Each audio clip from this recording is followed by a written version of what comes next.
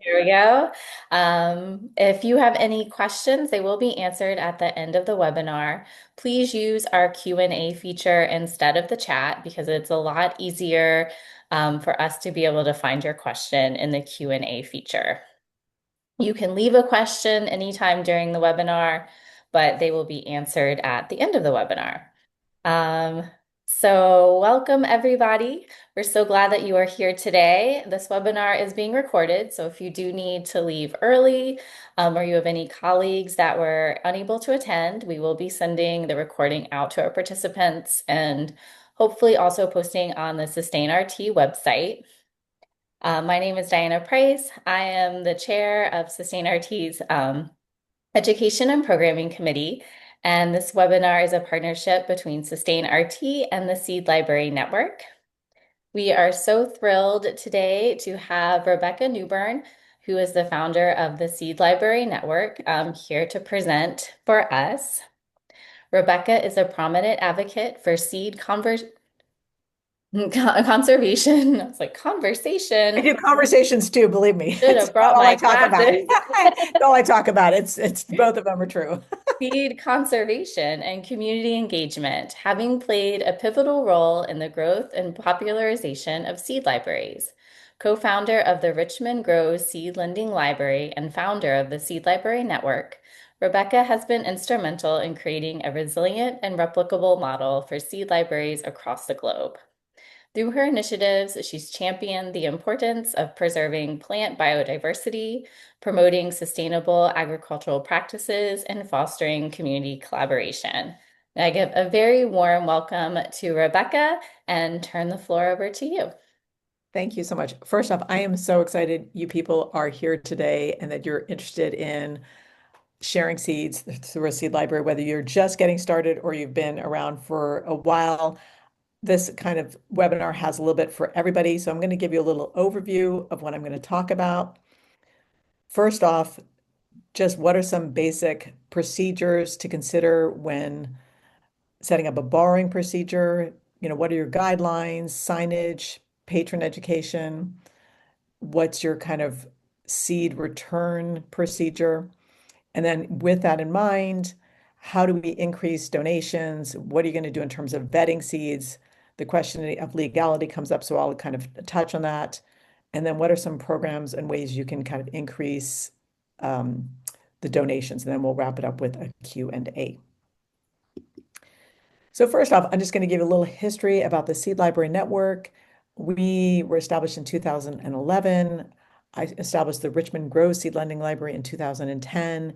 And by the first year, 12 more seed libraries come online. The next year it was like 50. So I really had wanted to create it as a replicable model and realized that instead of people coming to the Richmond Grows website, which they still do, which is still awesome, we do actually have the seedlibrarynetwork.org website where people have a more robust collection of resources.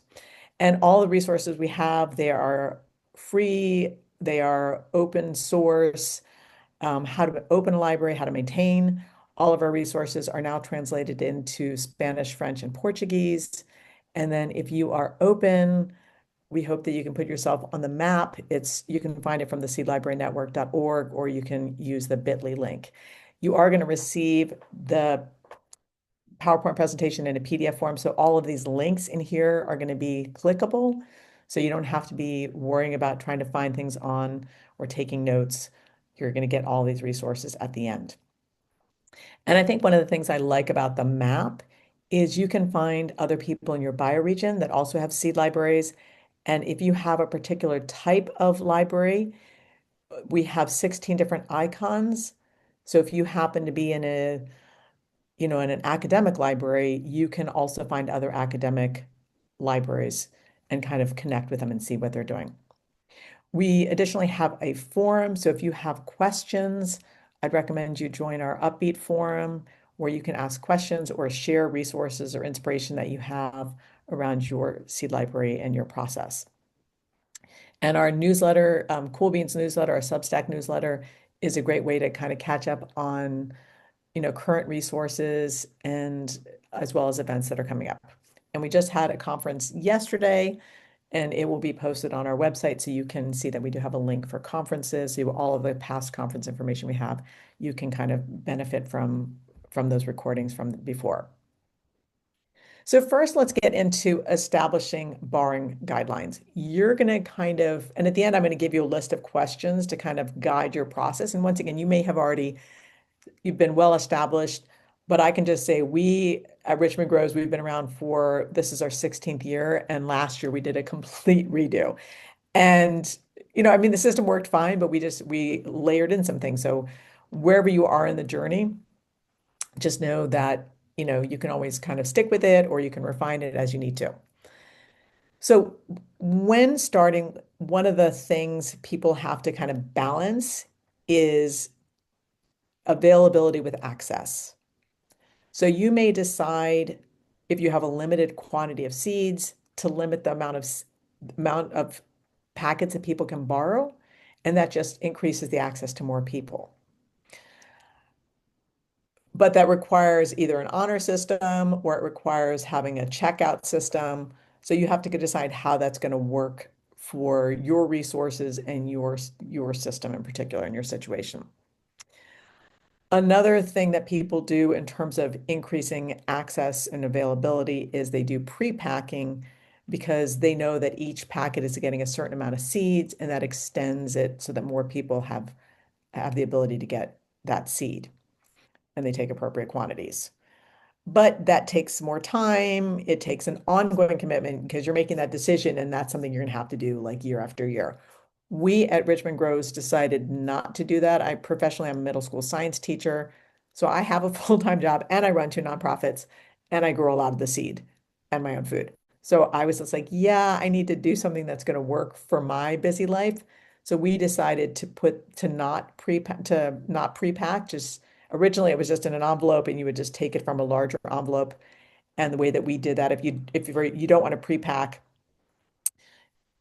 you can also just put a little label on, just a little Avery label that just says, take 2 to 3 seeds per seed you're planting on each of the, if you're getting commercial donations or something, so that people have a sense of, oh, I don't take the whole packet, I take from the packet.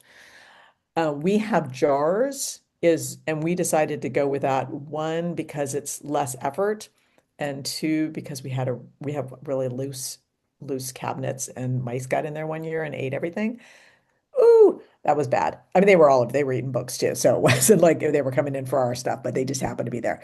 And we moved to jars and we have like labels on stuff. So it makes it really easy. And I'll talk more about this later.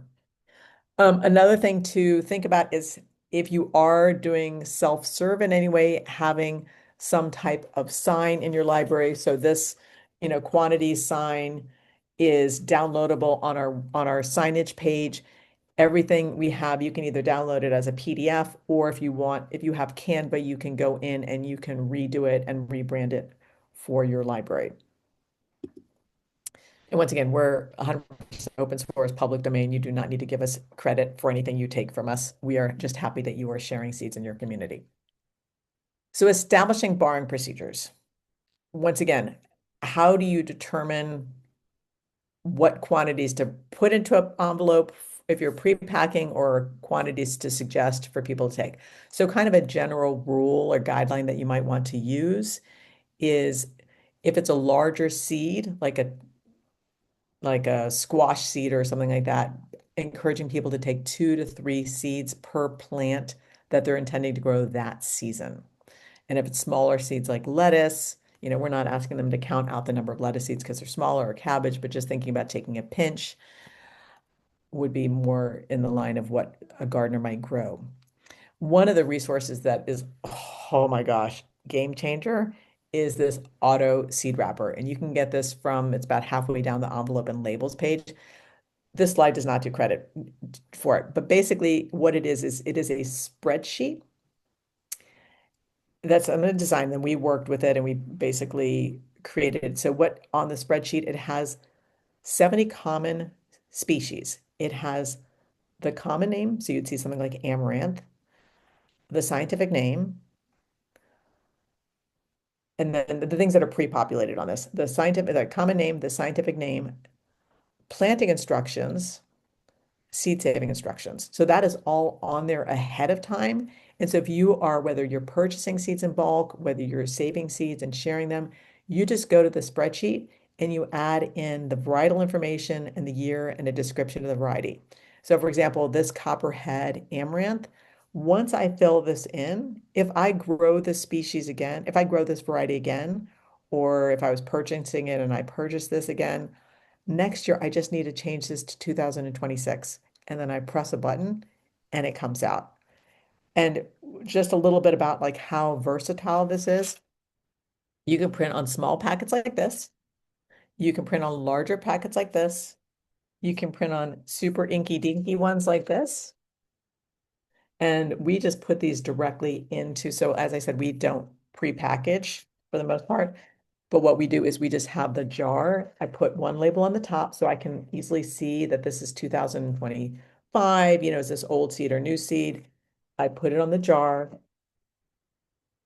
And then I have a ton of labels that we just cut with a paper, a paper cutter. And so people just take an envelope with it. And you can also even highlight, take 2 to 3. So it's kind of like bolds to their attention if it's a self-serve system, how much to take and how much not to take. So that's just kind of an idea in terms of like the labeling. It's a really good thing. If you're thinking about limiting the number of packets per household, some people decide to do that. It might be per month, per season, per year. You can do it as an honor system or required checkout.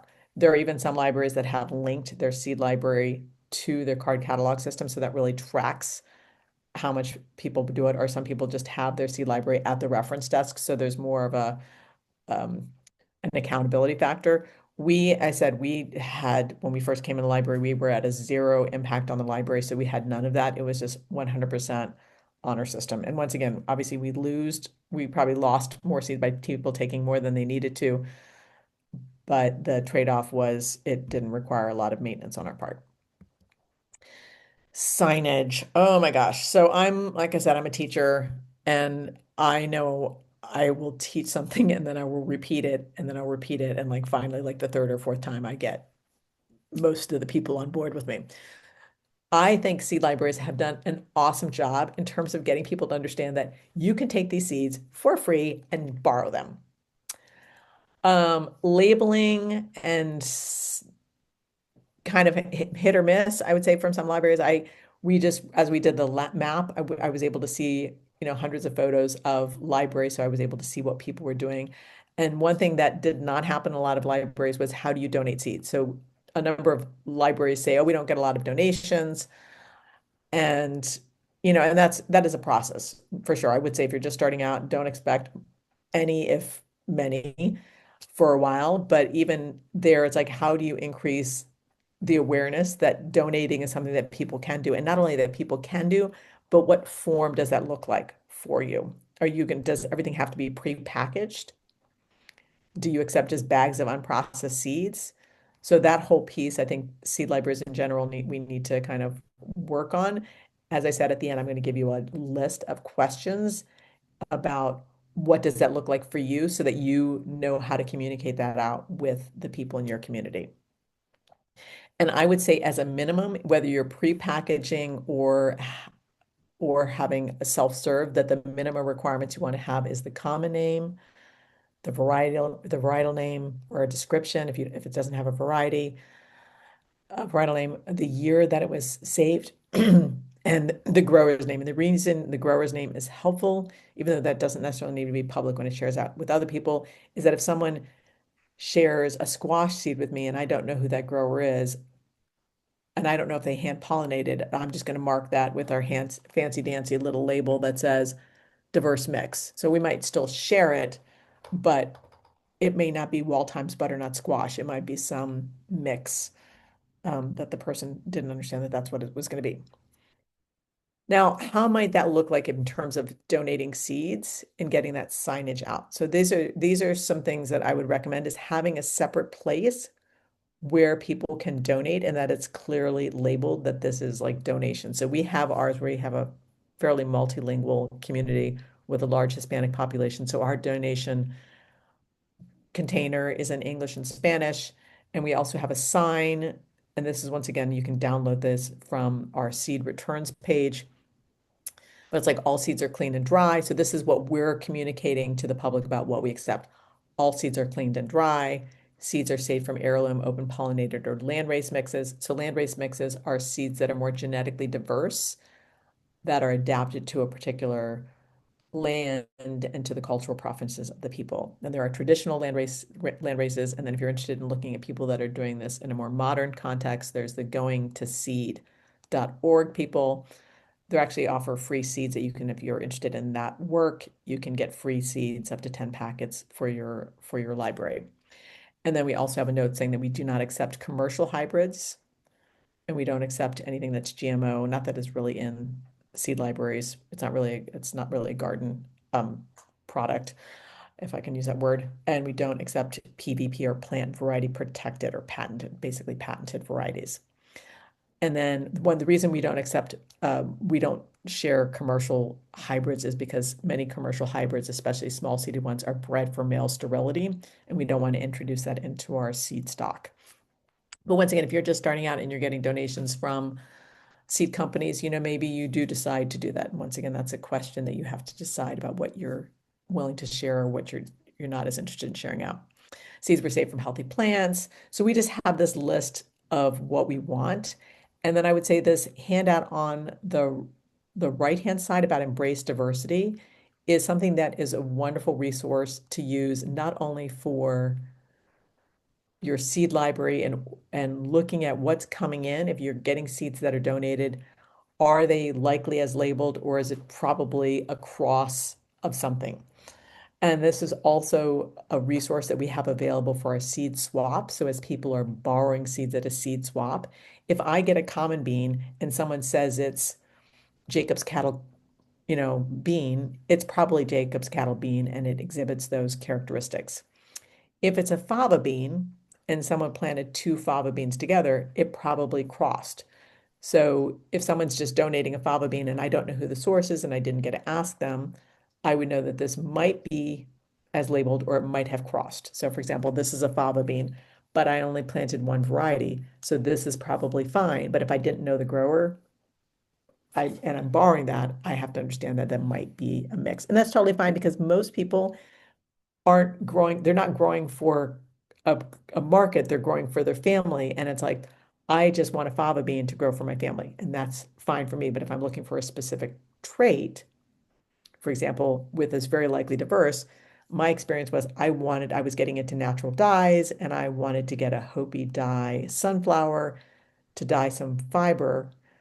And I got it from a seed swap and I was really excited to find it. But it is one of these likely diverse, very likely diverse because it's insect pollinated. And it had, when I planted out the sunflower, it had zero, zero, zero, zero dye plant properties. So I might have not chosen that because I was looking for something specific. But this embrace diversity helps you understand if and your patrons as well, your members as well. It's like if I'm borrowing from your collection, is this likely to come out as labeled or not? And is that important to me or not? And then they at least can make an informed decision. So once again, I would highly recommend that. And once again, all these resources are downloadable and you can um, rebrand it if that's something that's important to you. Okay, and so seed return procedures. So first off, when people are starting, it's nice to know like why are you doing this in the first place? Like why did you start a seed library? Because everyone else was doing it, it was fashionable, maybe, but maybe there's some other kind of reasons behind it. We were very interested in food security and preserving genetic diversity. And obviously, we're a low budget, high impact organization in our community. So we wanted to be sustainable financially. And hence the reason we're 100% local seed collection in our collection. We started with donations we were maybe about 90% donated when we first started from companies, but we got about 10% from a local garden club. And then a botanical garden from UC Berkeley also donated a bunch of seeds and some other random individuals. But over time, we've transitioned to 100% local, and that's part because it's a value that we have, but also the, the financial aspect as well. And that's for us, but as well as for our community. If it's financially sustainable for us, it's going to also help them financially as well. And we have a cool coastal California climate. It's great that we can grow 365. However, on the downside, we can't really grow large beefsteak tomatoes. We have to grow things that are Iberian, Siberian or Hungarian tomatoes. So we need to have things that work in this cool coastal climate. So having a sense of what works in your climate, what's adapting to the weirding that's happening in our climates due to climate kind of adjustments, those were all important. Then also maybe you find something that's really culturally important to you or people in your community that you can preserve. And also seed saving is fun. Be on Team Seed Saver.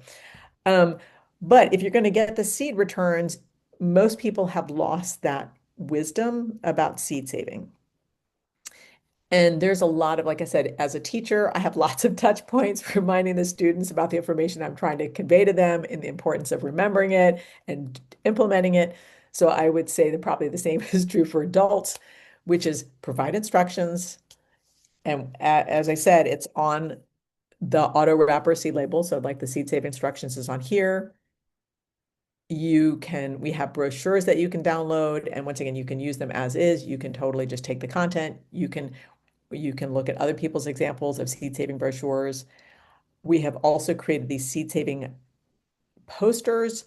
So, for example, oh, it's time to start harvesting tomatoes. You can just download these and put these in your seed library so people can see, oh, you ferment tomatoes. I didn't really realize that. I just, whatever. So that's just a way to educate people. We also have a seed saving class. So if you can we have a section on taking a class, you can watch some of our previous recordings on seed saving, as well as we have a list of seed teachers that we have really appreciated the work that they do. And if you want to offer a class instead of starting from zero, we have a 100% like copyright free images and all that seed saving class that you can take that has speaker notes. It's also translated into Spanish. And then we also have a couple of examples from some master gardeners that have taught seed saving classes that are generously offered theirs as well. So you don't have to start from scratch. So once again, get started and then figure out how to kind of increase these pieces in your offerings. Now, one thing that comes up is the legal concerns. So first off, I just want to state it is completely legal to share seeds in a seed library and swap, and there are no legal ramifications if something is mislabeled or has a low germination rate. To give you a brief history, in 2014, a Pennsylvania library was told its seed library was considered a commercial seed distributor. With the support of the Sustainable Economies Law Center, the Seed Library Network spent the next 2 years working with state seed control officials, the seed library industry. And what we did was we crafted language that was an amendment to the Recommended Uniform State Seed Law, or RUSL.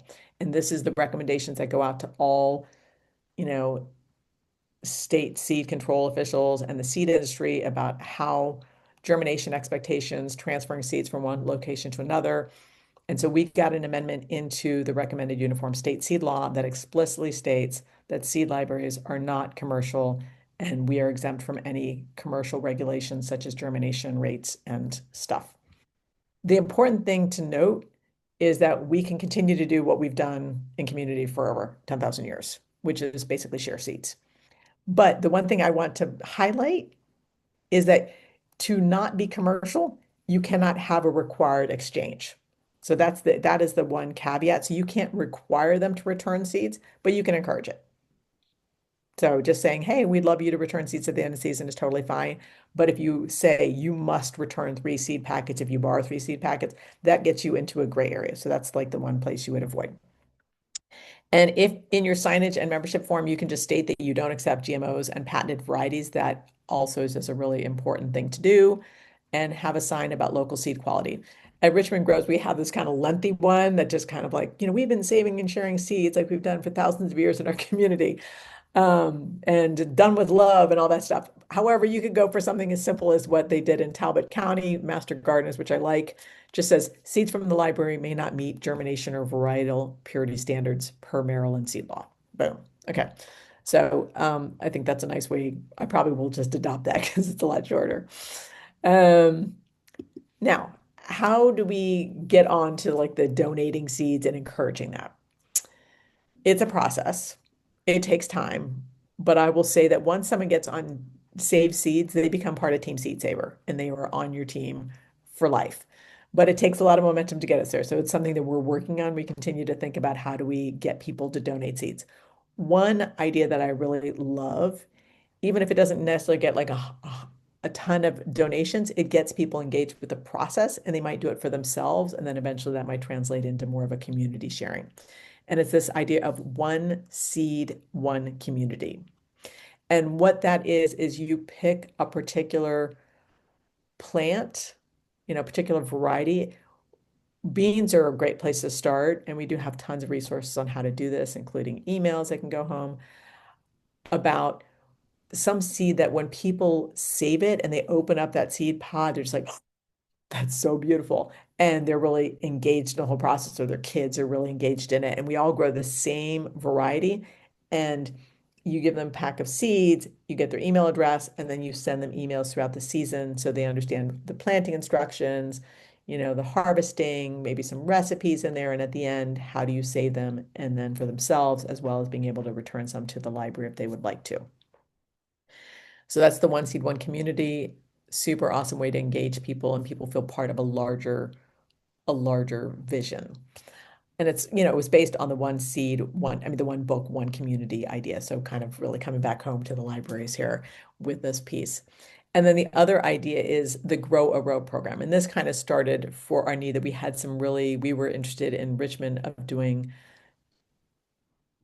rare and unusual varieties that were at risk for going extinct. And we wanted to figure out how do we share them out, but being that we don't necessarily get everything back, how do we make sure that we can share them and not lose that variety? So we were asking a couple people to be stewards and to grow a row in their yard specifically for the purposes of increasing the quantity of seeds so that we could then share that out with the community and then we would have that supply and replenishing. And so this is one of the things we did. We had two local varieties that we found in community. Great great Aunt Rosie's Italian pole bean, which is from one of my neighbors on the block, and then Louis Nicoli Italian pole bean, also an Italian man who was really well known in the neighboring community, Italian community for years. And so we had people grow those out, and then we were able to offer them through our One Seed, One Community program. And then thinking about as you're on this journey of like increasing donations and borrowing and stuff like that, what are some local partners that you might have around local seeds? So, for example, farmers, we have a number of urban ag farmers, including ones that are nonprofits, and some of them have been generous and donated a section of their, um, garden or the farm to the purposes of the seed saving. And then they've been a resource for us. Sometimes you might find a non-governmental organization, kind of that mix. Well, in this case, we had farmers that were not, nonprofits that did that for us. But maybe there's another nonprofit that might also have some space. Schools, as I said, I'm a middle school science teacher. We have our school garden is a seed garden. So we grow a ton of seed for the county that I work in. There's 15 seed libraries there. And then they also provide some over on this side of the bay as well. And you might have universities. I mean, think about like those universities, farms, and whatever, just like figuring out how to make those connections. Seed saving organizations, master gardeners are a great way to kind of engage with getting local seed from, we're encouraging master gardeners to be, can they do part of the Grow a Row program? So figuring out how you can help with that. And then this is some of the seed that we grew. As I mentioned, we're getting into this more genetically diverse mixes with intention, thinking about how might something in that crop be not only delicious, but also maybe weather, the storm that just came through where we got like an inch of rain in, an hour. So thinking about those type of that diversity. And so looking at local seed as being a really important solution in terms of just sustainability, in terms of feeding our community, in terms of climate adaptation. The Seed Library Network is part of the Local Seed Coalition. This is a group of farmers and seed people that are interested in how can we relocalize our seed. A lot of people don't realize that a lot of the seed that we buy through companies is actually not even, obviously not grown in our own bioregion, but in sometimes often grown outside of the country. And if they're, just it puts us more in a vulnerable position in terms of our food access and food supply. So vetting donated seed. So the seed, you're finally, people are bringing stuff in. How do you, what process do you have for yourself to do that?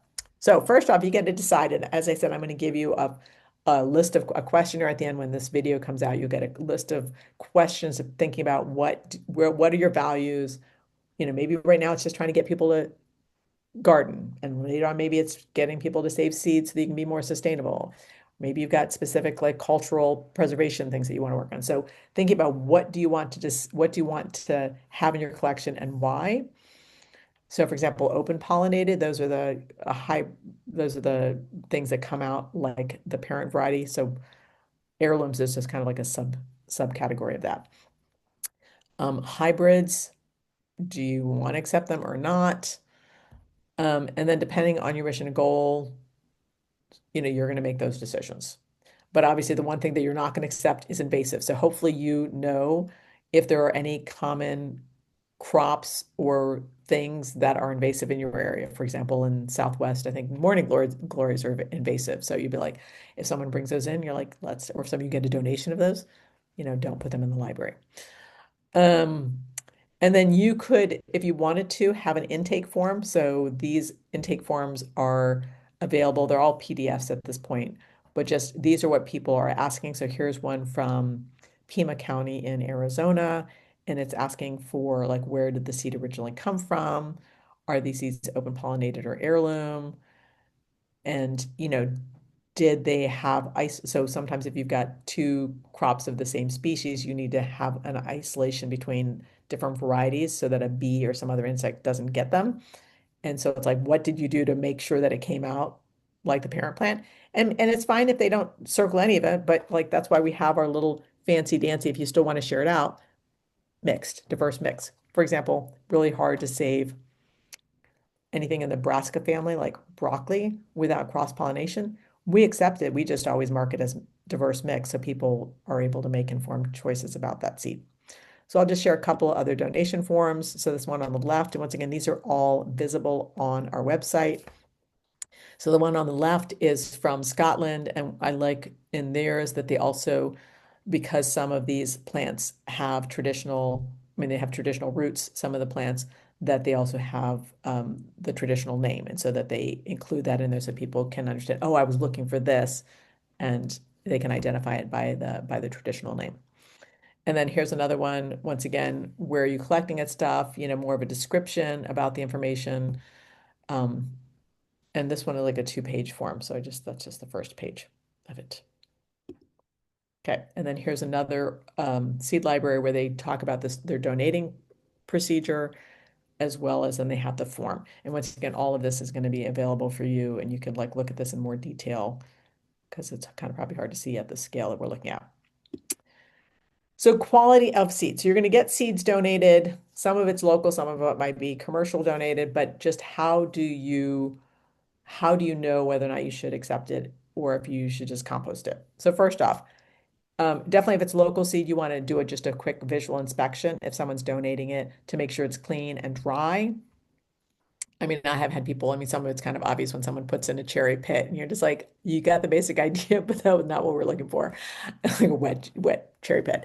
Um, and then there's free of bugs. But sometimes you may not see that. If you end up getting pea or bean donations, you want to freeze them or make sure that people in your community know, and also to label that these were frozen for 3 days and to kill bean weevils. Because it is very sad when you open up a jar like this at the next season and there's like all it is just shell because bean weevils ate through everything. And that has happened with our great great Aunt Rosie's Italian pole bean, and our couldn't do a one seed one community because they ate everything except for like 3 beans.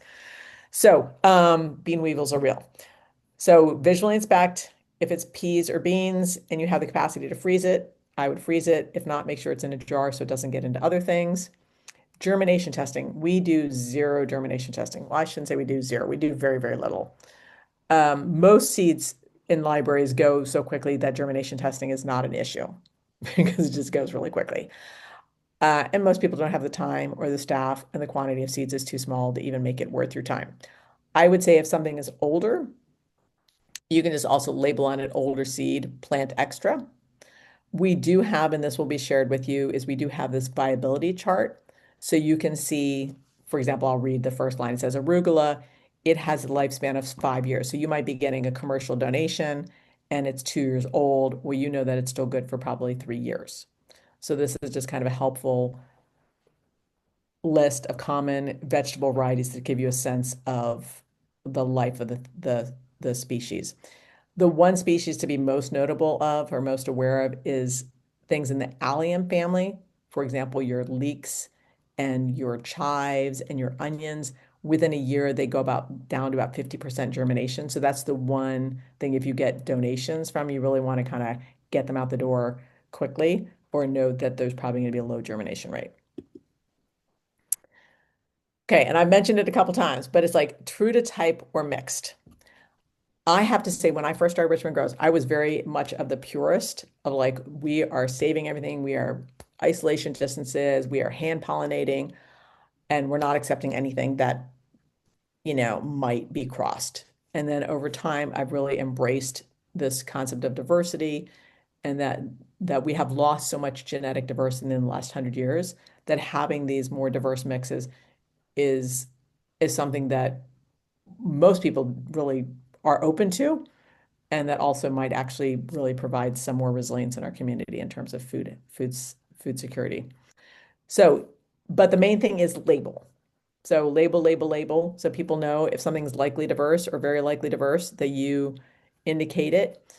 Things that if we get local donations of, once again, this is not an issue with if you're getting buying seed or you're um, purchasing seed, but corn and brassicas being broccoli, kale, collards. There's like seven things in that category, but anything in that category is just very hard for a home gardener to maintain a variety. So if we get any of those, we just automatically label it as diverse mix. Squash, melons, and cucumbers, if we don't know the gardener who saved it, they probably did not hand pollinate it or did not hand pollinate it properly. So we will label it diverse mix. Once again, you can look at that Embrace Diversity poster that I showed earlier. Let's see. So this one here. So once again, coming back to this is the one I would recommend having as a reference. And then the one thing that we don't accept is we don't accept from unknown growers zucchini or summer squash or spaghetti squash. And the reason is, and it's a like inky dinky little probability, but it has happened in commercial industry, so I know it's something that can happen, which is the gourds, ornamental gourds, have a bitter gene. And if anyone happened to grow a spaghetti squash and happened to grow an ornamental gourd at the same time, and they cross-pollinated that, I mean, you would know. I mean, you would take one bite and you'd be like, it's inedible. But we tend to not to, that's the one thing that we just say, be leery of accepting that if you don't know the grower. Okay, and donation. As I said, you're going to get this questionnaire in the email that Diana will send out at the end about, what are your what are what's your purpose, so you're really clear on your purpose and your alignment, and then as a result you make decisions based on what are you interested in having in your collection. If you're accepting donations, what are you going to accept, bags and all that stuff. So that questionnaire will be sent to you and will help you kind of guide that. Once again, this resource is available on our seed returns page, so if you happen to lose it or for some reason don't get the email, you can find it there. And then just kind of final thoughts. Signage matters. As I said, like repeated exposure to the same ideas. Social media, like signage in the library, on the seed packets. Just the more times people can see that seed saving is an option and how to do it, the more likely you are to have people starting to return seeds and that they know the expectations about how to do that. And that, do you accept genetically diverse mixes or not? Because a lot of people are just afraid they're going to make a mistake. And, as my seed teacher, Bill McDormand said, eat your mistakes. So for the most part, most of those mistakes are edible and delicious and nutritious. So not to, get super worried about that. And once someone returns seeds, as I said, they are on Team Seed Saver, so that is really good to know. Um, and the reason we have so many resources available to us is because of the generosity of this community. And at the bottom of most of our pages, you will see these Airtables. It's basically a structure where you can add your resource. So if you have created something you would like someone to benefit from, you're like, oh, we're really proud of our donation thing, and we think other people could benefit from it, or we have a wonderful seed saving class or a brochure that we really like. You can add the resource, or you can look at the community tips and see what other people uploaded. So some of these Airtables have more resources than others, but once again, this is the way we're going to grow it, and we're not going to be reinventing the wheel, that we can kind of easily help each other out get organized. So that's why we have so many resources, is because people have emailed to me to the over the years, and now instead of me having to sort through it, you get the benefit of all the tips that people are sharing. So people are adding like, this is what I would recommend. We pre-package, and the reason we do it is because it builds community, and this is how we do it. So you can kind of look through that to get ideas to kind of benefit your situation and what's going to work for you. So as I said, all these resources are available on our seedlibrarynetwork.org. If you are open, we would love you to add yourself to the seed map. If you're not sure if you opened it or someone else like filled in the form, or you want to see who else is in your neighborhood or who else is out there that's a school seed library, you can hit the explore the map page and kind of search to see who's doing similar things or similar things in your area, or to see if you're already on the map and you forgot or someone else did it for you. As I said, we have our Substack newsletter, which is free and very irregularly published, but we're Seed Library Network.substack.com. Our Upbeat form is a newsletter. I mean, sorry, you can get that from our website. But as I said, you're going to get this PDF and you can click it on. And then I hope you can follow us on Instagram, and we are on LinkedIn. So with that being said, I will take questions. So what did you see, Diana, in the question? I suppose I can also look at the question box. Um, oh, I'm happy to read them to you. Yes, that'd be great. Yeah, yes, that'd be lovely. Kind of hit the taken care of. Let's see. What size envelopes do you need to purchase to fit the auto seed wrapper? Oh my gosh. We have it in like every category you can possibly imagine. So we have it in this size here. So that's, I don't know what size these envelopes are. This size here. We have this size here. Okay, so this is the 2x4, I think. And then we also have an Inky Dinky version. So this is like, the label for like a letter, just like an envelope letter. And we have it comes in two different structures. So this structure is more about, it gives the common name, the varietal name, the scientific name, the year, and also a description of the variety. And then this other version, same size, gives more planting instructions. So if you're going for the smaller version, you can decide, do you want to go for more planting instructions, or do you want to go for more varietal instructions? And we also are working to get this redone in the A4. It's also got some A4 going on as well. So people that are outside the United States, it'll fit for their envelopes. And we're working, once we get the A4 set, we will have all of this available in Spanish as well. So it's all translated. We just need to get it over. So if you have a large Hispanic population, you can just press that button too. Thank you. Sure. Okay. Yes, and as a reminder, everyone, if you have a question, please go ahead and pop it in the Q&A. So our next question is, if the librarians running the program don't have a super big green thumb or have very little growing knowledge, what information is important to learn in order to run a successful seed library? That is a great question. I feel like we need to have a class just on that, because there's so many librarians that are just like took over something, and you're like, I don't know anything about gardening. I'm not even a gardener. So I think that I feel like we should have like a subgroup just on like how to support librarians. I would say, because I'm not a librarian, um, but I would say if you have ideas in the chat, by all means, give some tips, people. But you don't need, I mean, you don't need to know that much about seed saving in itself to run one. I would say know what people are borrowing, just kind of keep a track of it and just be like, oh, we see, like I would even, there's also so many librarians out there to be like, what are people growing in this area that they want so that you can, if you're, I don't know if you're purchasing seeds or you're getting donations, because that might be interesting to know what are people wanting. Like for us, we just go through a ton of arugula and lettuce and beans every year and squash. So that might just be good to know where you might want to put that. And also like um I would say partner with a master gardener. So someone who has that. So like you don't need to know all the gardening stuff, but if you have someone who's on your team who does, that would be a great way to go. And then that would also help you with some of the management of stuff. Yeah, I would just say I agree with the master gardeners. I believe they have a certain number of community service hours that they need to they complete. do. So you can They have a do. great partnership where you help each other. Yes, and there's lots of master gardeners that are doing seed libraries, so yeah, it's a win-win. Okay, our next question. How does Nagoya, I think, protocol affect seed saving and distribution?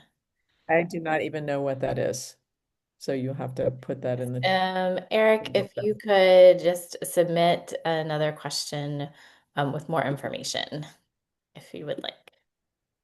We'll move on.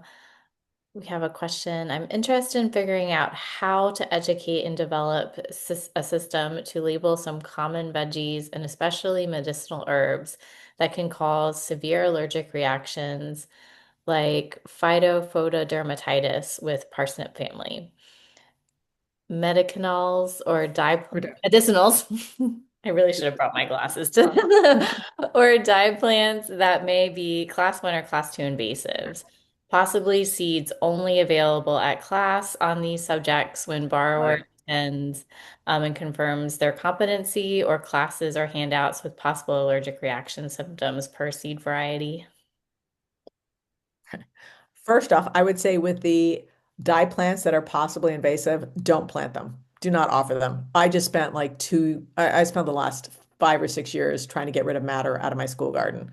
It was such a beast. So I would just say, while it's super awesome and we have a dye collection in our seed library, I double sheet mulched.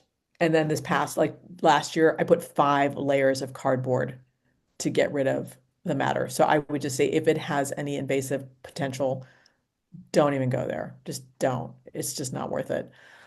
For you or the people you give it to, because they may not understand what that really means. And then also the people around you. So, but we do have on our website a list of, so I will see if I can just, let's see if I can get to that.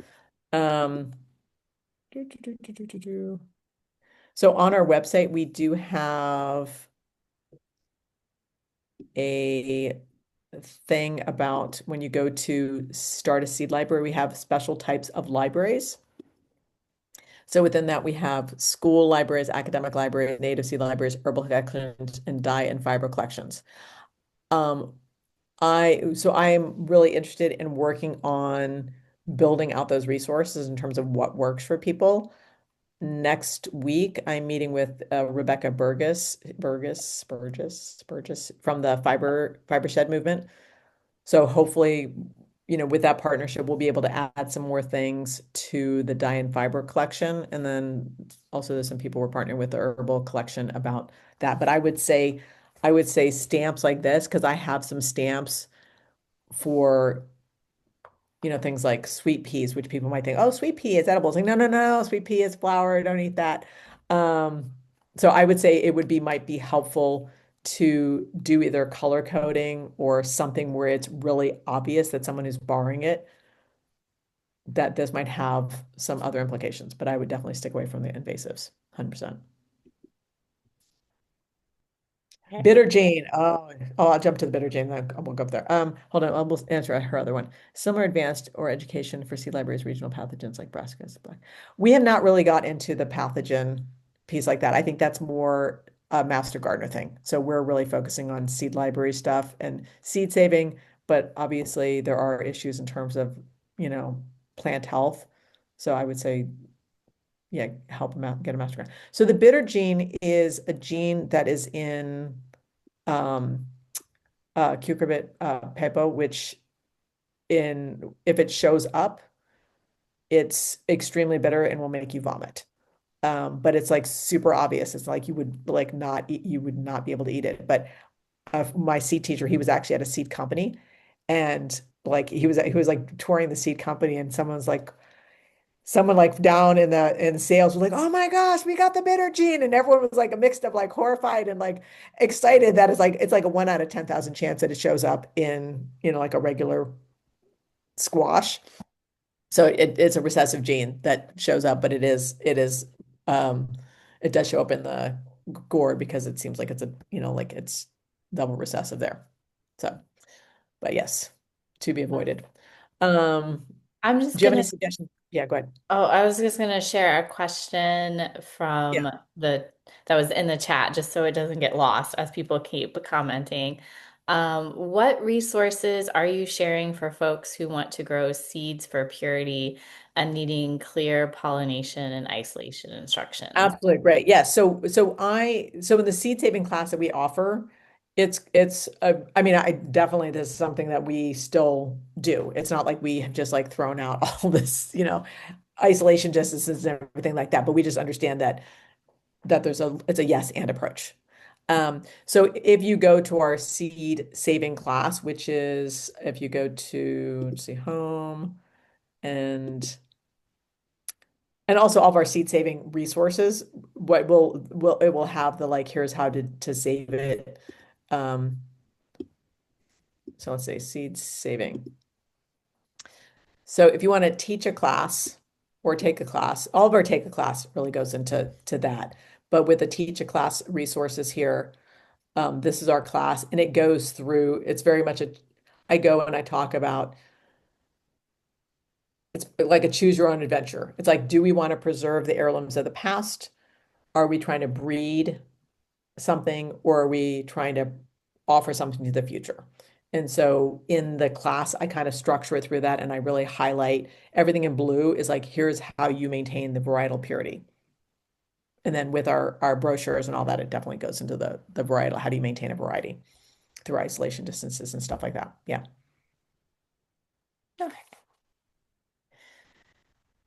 Our next question is, can you suggest any grant programs to support seed libraries? Not really. Yeah, I don't really, we haven't really gone through, I mean, like I work full time, and so I haven't really gotten much into grant writing. Yeah. So, and I think it's also there's so many people, different, diverse situations. And if I said it, then everyone would be going for the same one. So go find it. Don't tell anyone.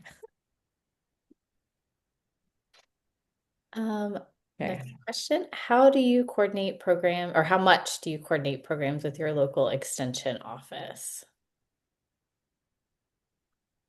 It's very interesting. The Richmond Grows is a project of our local master gardeners. So basically what happened was we got started and probably 5 of our 8 core volunteers are master gardeners. And we were doing all these like teaching classes and whatnot. And they were having to make a decision of and they have a 75 hour annual requirement. So it was like not a small lift. And they're like, well, do we volunteer for this, which we really care about the seed library? Do I go table at an event? And so we decided to become a project of master gardeners so that they could actually do the teaching for us. So our seed saving class is now approved as a master gardener continuing education class.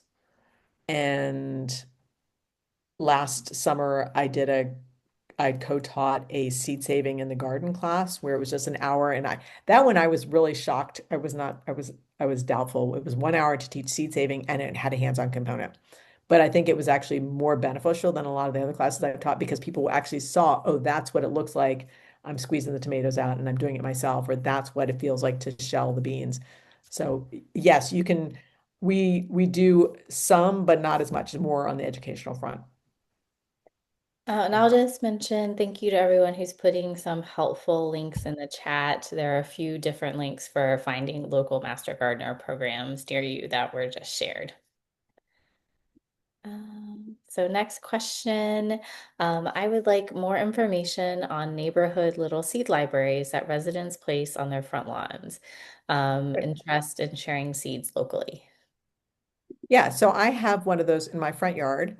And I think it really, I would say it really is going to vary. So if you go to our homepage and go to Start a Seed Library, and it probably goes under cabinets. Made all this stuff. I'm like, where did I put everything? So here's something about storage conditions. So I would think about the storage conditions would be the thing you would want to think about. And it's going to vary. So this one here is in Napa County, which gets really hot. So when they have really hot days, they just put out a note saying we're pulling the seeds in when it gets too hot. We, I would say, have where I live in coastal California, they're a little bit more inland, is it's just like right now it's just rainy. And even though we put things in jars and I have desiccant packages, we have a rainy season and a dry season. So I just tend to close our library down the when it's the rainy season. So you have to decide what works for you, and then also like jars and desiccant packages. And there's a really cool thing called a dry card. So you can type the word dry card. Hopefully we'll put some stuff on our resources soon, but just how you can put it inside of the jar and it will show you, it's, like when you have a desiccant package and it changes color, blue to red, blue to pink, you can put that in, and then it kind of tells you how wet the seeds are. Because the thing with seeds is you really want dry, cool, and dark. And so those little outside libraries, but also if things are growing really quickly, it's not gonna be that big of an issue. So that's the other thing is like if they go, I would just put smaller quantities out than putting all your seeds out so that you can just refresh it, and it's not like there's seeds that are sitting out all summer in like 110 degrees weather. I don't know where you live.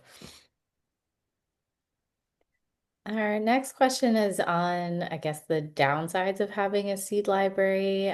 They ask, do you find that libraries feel like, I guess, seed libraries are too cumbersome to have? Um, are they like, concerned about things like bringing in mice and other possible downsides to hosting a seed library?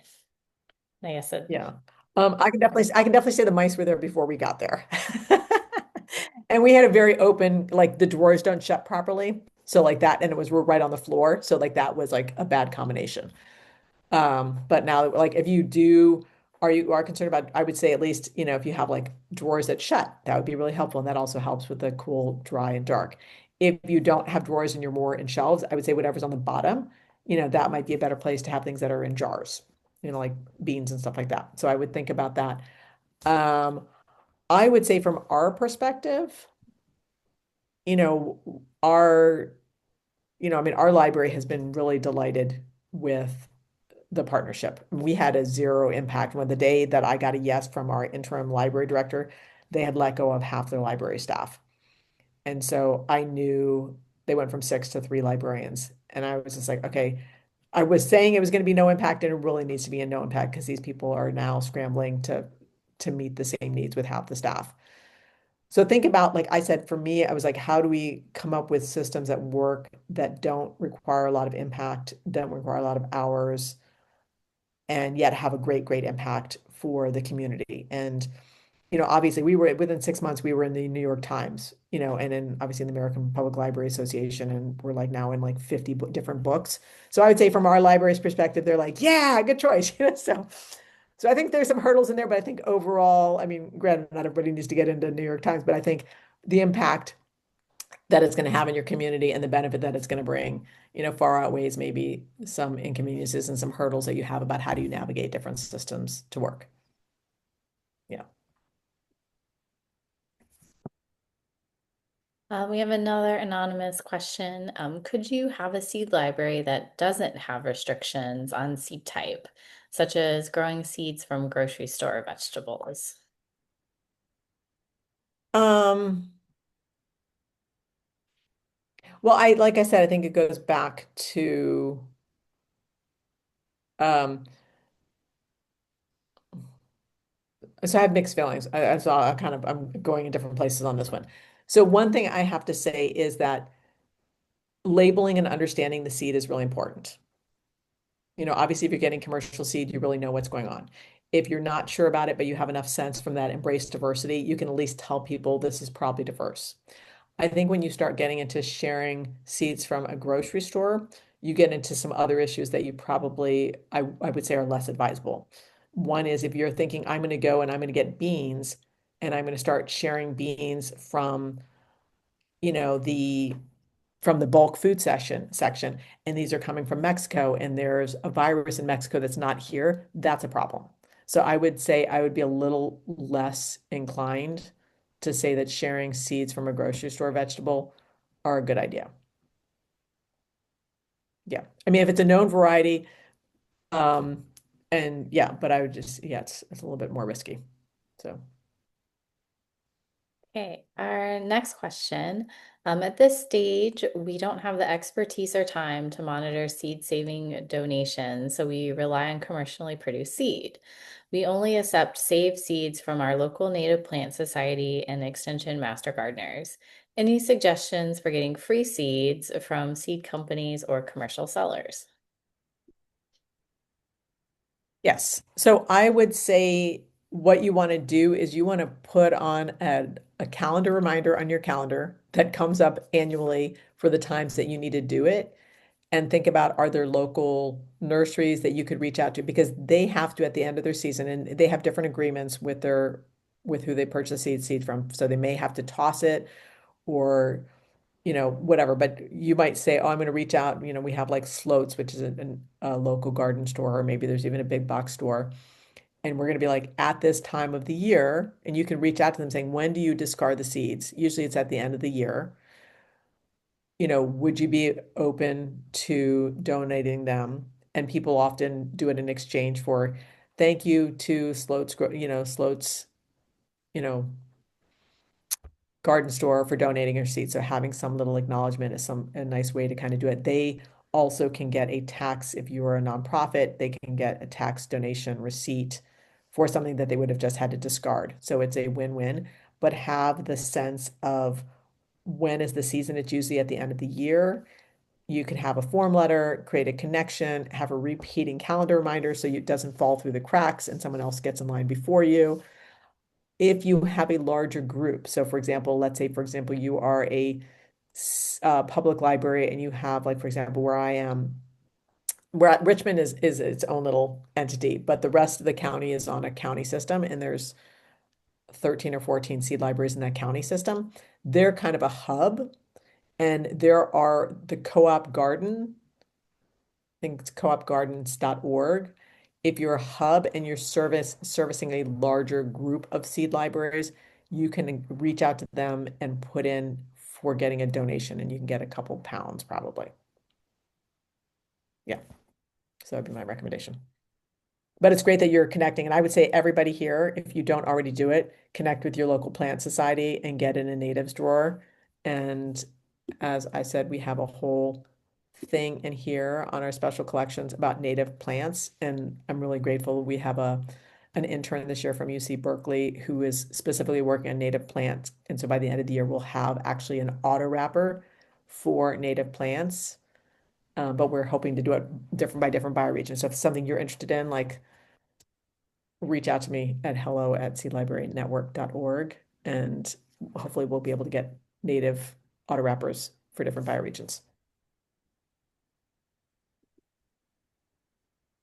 All right, our next question. If patrons donate invasive seeds, what's the best way to dispose of them? I'm sorry, say that again, Quinn. I'm sorry, I was reading the If question. If patron, patrons, they donate invasive seeds that you don't accept, what's the that's a best great way to question. That's a dispose? great question. We have not had invasives donated. I would probably not. Well, if you have a commercial compost system, like a green bin system, that would be one thing. But if it's a small packet, even though it's a larger uh, carbon footprint by putting it in the trash can, you might just want to put it in the trash can. Yes.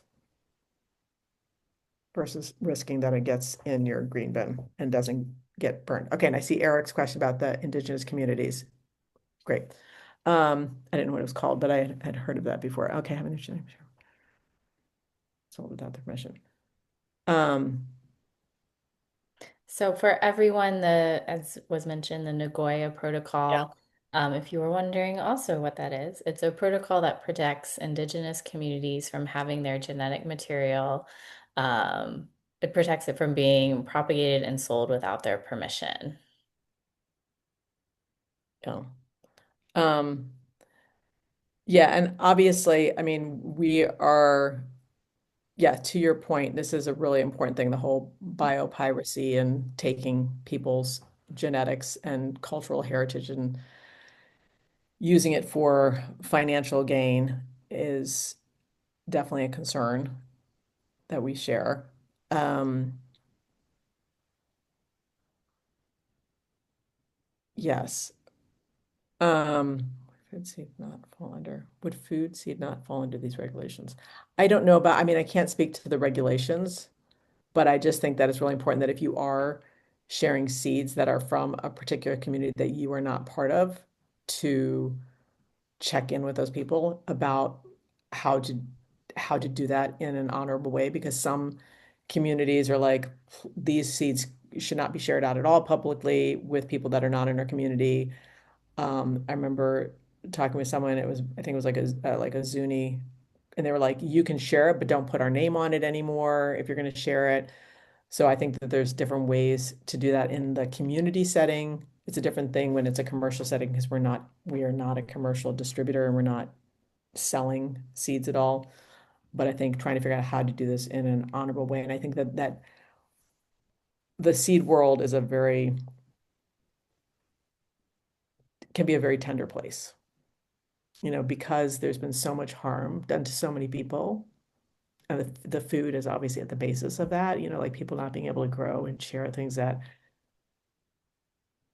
had significant cultural and sacred meaning to their people. And so I think just like sometimes we as people in the library, in the seed library world, it's like we need to realize that this food has a history and a future. And like, how do we do that in a respectful way that honors and uplifts the seed keepers in the work that we do? But definitely the non-commercial piece is a hard line there. Yeah. Thank you for bringing that. Okay. Okay. And he's looking into his final question, yes, but just wanted to acknowledge that. Okay. And then our last question are, do you have any other promotional ideas to encourage saving seeds and returning them to the library? This is the area we struggle with the most. Welcome to the world. Yeah, we are, like I said, we are part of a local seed coalition, and I'm actually thinking about hosting, I'm saying it out publicly. It's not going to happen for about 3 months, but I'm thinking about actually doing a podcast on local seed to figure out how do we get this conversation going, because we were great, I think, in some parts, at least where I live, about going to farmers and like we're going to farmers markets and we're like, we know our farmer, like know your farmer, and ask and go to the market, and you go to the same farmer all the time, you've got a connection with that person. But if you then go and ask that farmer, where's your seed coming from? They might tell you a company, but they don't know where that seed is actually coming from. And I feel like when people start to care about that aspect, and because really the one thing that people need to understand is that seed is the foundation of a sustainable and healthy society. And that when we wrap ourselves around that and we engage in that and people get that's where people are going to start being more interested in saving it, when it's like it's a seed that has cultural importance to you and you want to save it, like I do. My neighbors across the street are Nepalese, and we've had all these lovely little pop-ups of Nepalese seed libraries in a Nepalese restaurant and in a Nepalese grocery store. And it's been in English and their home language. And as a result, people have had access to things that matter to them. And those are the seeds they're going to save. So I think that when we start to do that, it's going to be like that's where we're going to start getting more traction, is that it's that we're sharing seeds that have a story, that have a connection. And whether it's like these more genetically diverse mixes, that it's like I got these from, Diana, and like, oh my gosh, they're so delicious and it's so pretty. And then when I share it with someone, like I become part of that ongoing story. Oh, and great. And Winona's here. Hi, Winona. Good to see you again. We share indigenous seeds that have come from commercial sources. One business is native owned. We do not share tobacco seeds or seeds from non-commercial sources. We also do not accept the seeds back for indigenous seeds to keep the strains pure. Yeah, thank you. Wonderful. Okay, Yay. everyone, we have a couple more minutes. So if you have any last questions that you would like to have answered, please pop them in the Q&A now. After this webinar, you will get an email, maybe not right away, so hedge your expectations, but soon after with a recording of the webinar as well as the slides and other resources, links to other resources that Rebecca has mentioned. And if you would like to reach out to her, you can do so. It's hello@seedlibrarynetwork.org. Is that correct? Yeah, I would say only reach out if you have like the question about the native, like want to help with the native seed. I would say Yeah. for the most part, if you have a question, it's better to join the Upbeat forum where you're really going to get the Great benefit of a lot of people doing it, whereas versus a very busy middle school teacher. idea. Um, Yes, not to say that you can't reach out to me, but just kind of put some boundaries on that one. and be sure if you haven't already to bookmark the Seed Library Network website. I just posted it again in the chat. Um, oh, Oh, Susan. and Sue just put in there about our seed swap resources. I'll just highlight that because this was just such. Uh, I feel like we're doing a seed swap in like a month, but if you go to our special projects, seed swaps, and we just have just like resource to consider, but we also have the table signs in Spanish and English and French and Portuguese. This is a good friend of mine, Lauren, about her and her daughter that do the Napa County, how to prepare for a swap. The Embrace Diversity poster, the requirements, just and you can organize your stuff. But also what it has is things like how do you prepare for a swap? Setting the tone, because a lot of people just come and they're like, oh, I'm here to get free seeds. And it's really nice to hear, you know, from like what is the etiquette of taking the seeds and like connecting with the people who grew it and learning about the story behind the seed and giving gratitude for the seeds and the keepers. And so those are just some kind of tips about if you are planning on hosting one, how do you know if you should put it on the table or not? Are there some things that you take off beforehand? And then we also have a guide in here about preparing for a seed swap if you've never been. What do you do? How do you prepare for it? What do you bring? What's, like I said, what's the etiquette and all that stuff. Yeah. And then we have the seed share, like I said, the seed sharing guide about so people know very likely is labeled, possibly diverse, and is this something that shouldn't even get on the table for some reason? Thanks, We Sue, have for putting that in there. one more question. I love the idea of giving out culturally important seeds. We have a large Jordanian population and would love to have seeds from their country. I guess, however, how does that work with bringing in invasive seeds? Great question. I would say if it's a food crop, it's probably established enough whether it's invasive or not. Because if it's probably that would be an easy thing you could find out whether it's a problem here.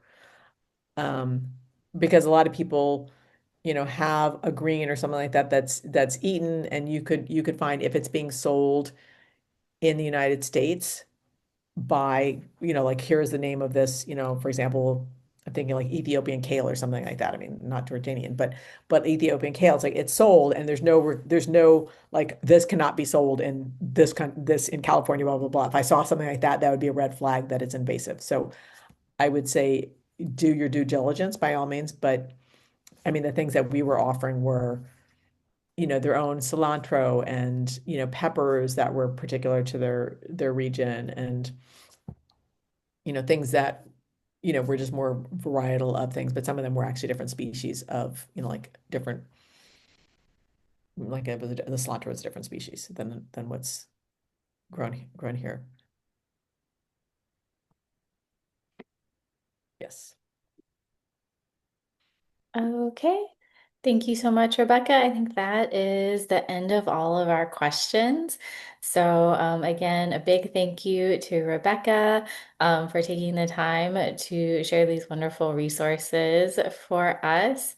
And thank you to all of our participants who are able to join us today. And thank you for remembering a day after for what may some have been for some of you a holiday. So we were so thankful that you took the time to join us. I hope you all have a wonderful rest of your week. Bye, everybody.